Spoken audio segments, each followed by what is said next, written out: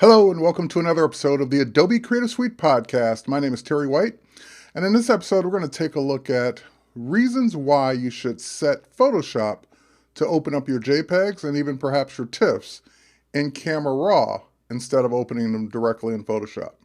So let me explain. When I'm working in Lightroom, for example, whether it's a RAW file, a TIFF, or a JPEG, I always have the luxury or the option of taking it over to the develop module and doing any adjustments to it, and those adjustments are non-destructive.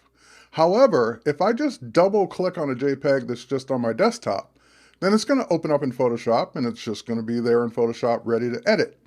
And that's great, but you're missing out on all the ease of use of Camera Raw or the develop module, which is basically Camera Raw in Lightroom. So I'm going to show you an example of doing it both ways.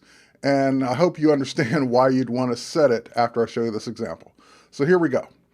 I've got a folder here. Let's go to my Finder.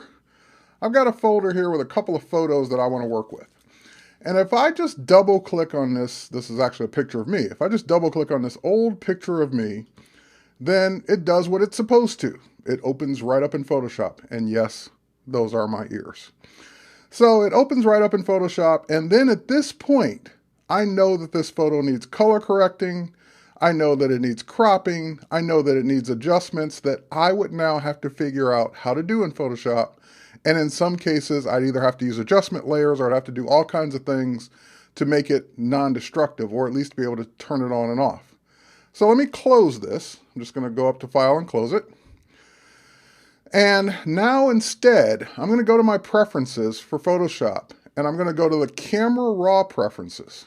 And right now, Camera Raw is set to open up a JPEG or TIFF file if it has already had settings applied to it in Camera Raw. So if you've already opened it once in Camera Raw manually, or maybe via Bridge, you can go ahead and double click on it and it will open in Camera Raw. But what I want it to do is automatically open all supported JPEGs. And you could do the same thing for your TIFFs as well. That's up to you. So this way, every time I double click on a JPEG in the Finder or open up a JPEG, it will bring up Camera Raw first. And then if I want to do anything, I can just click open if I don't want to do anything. So yes, it is going to be one extra step, especially those times when you don't need to do anything in Camera Raw. Maybe the file's already been adjusted and you're just ready to open it. But it's just really one extra step. It's just that one extra click of open if you don't need to do anything. And most times if I'm double clicking on a JPEG, it's because I got it via email or I got it from someone or it came off my iPhone or it came somewhere else. And I'm not really necessarily putting those photos into Lightroom to manage forever. So let's go ahead and say okay on that setting. Now let's go right back to the Finder here. And now let's double click on that same photo. And this time, like I said, it opens in Camera Raw instead of opening in Photoshop first. Now, if I don't want to do anything in Camera Raw, I can just click Open Image and we'll be right back in Photoshop. But here, now that I'm in Camera Raw, I get the advantage of all of these easy to use sliders and all the tools up here. So for example, the first thing that's really bugging me about this photo is the color. So I have a white balance tool right here in Camera Raw, same one as in the develop module inside of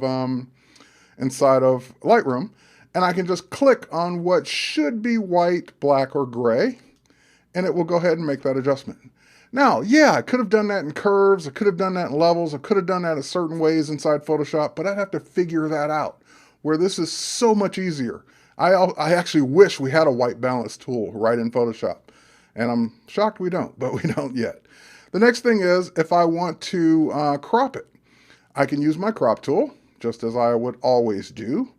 But again, the advantage here is that crop is not permanent. I'm not going to lose those pixels. I can always come back in here and uncrop it. Now, if I want to make other adjustments, so for example, if I want to punch up or punch down or punch up the blacks, maybe darken that photo just a little bit. And if I want to do something with the shadows, perhaps, I think we'll leave the shadows pretty much right there. And exposure, I can take the exposure up or down. And again, it's just easier to work with. Now, this is a very low-res photo. As a matter of fact, this one I got an email.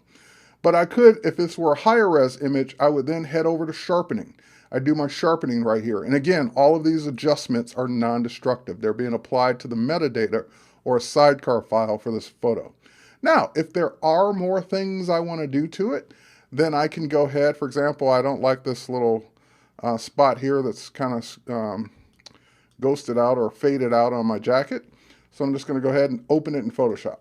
Now it's been opened in Photoshop, but with those adjustments already applied. So now I could do things like, for example, go to the clone stamp tool, and here, let me grab a stylus. Hopefully I've got one around here. Oh, there it is. And we can go in, and here we'll just hold down our Option or Alt key, tap, and we'll just clone that a little bit. Now these are the kinds of things that would be more difficult or impossible to do in Camera Raw. So this is where Photoshop comes in. And while we're at it, we'll just go up to our filter menu. We'll come down to liquify, and there are a couple of spots here I want to take care of. So let's go ahead and make our brush smaller. And we'll just go ahead. And by the way, first we'll grab our freeze tool, and we'll just go ahead and say we want to freeze that edge. We don't want to pull that edge in by mistake. Now we'll switch back to the warp tool, and we'll just push that jacket in. That has always bugged me for years and years and years on this photo. And that collar sticking up there, kind of don't want to have that sticking up as much as it is. There we go. So those are kind of adjustments that Photoshop's great at.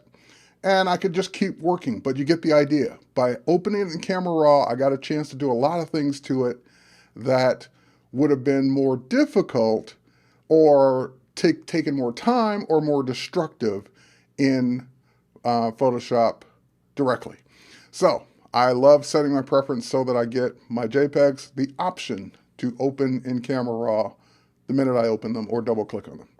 That's it. Hope you enjoyed this quick tutorial on how to set your preferences for Photoshop so that when you double click on a JPEG, a TIFF, as well as it already does this with your RAW files, they open in Camera Raw first, make all your non-destructive adjustments, then you can open it in Photoshop and make more adjustments or do more to it, or just open it in Photoshop and print it or save it. That's it for this episode of the Adobe Creative Suite podcast. My name is Terry White. Thanks for watching.